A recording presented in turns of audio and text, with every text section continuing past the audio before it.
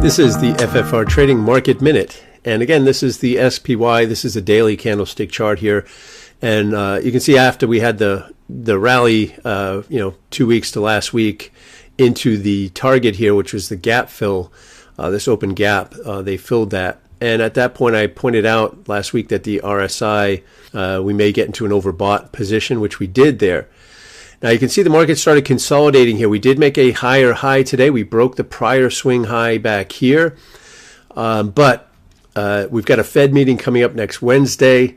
And even though we've moved higher, what we see now is potentially we're going to have obviously a higher high that was made in price on the SPY. But see the oscillator here has failed to follow the price. So we've got some potential divergence here. So here was the peak here. We're potentially got a lower high getting put in on the oscillator as the market has made a higher high here.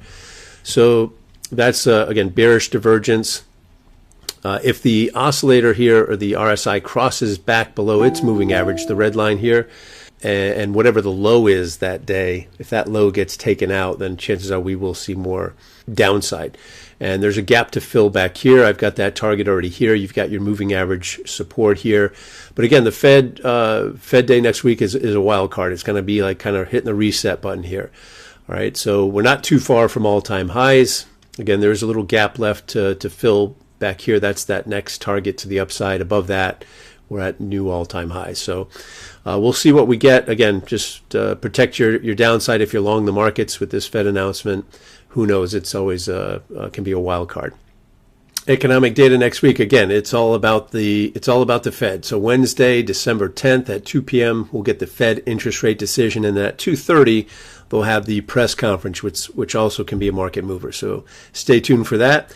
I wish you all a good trading week. We'll see you back next week in the FFR Trading Market Minute.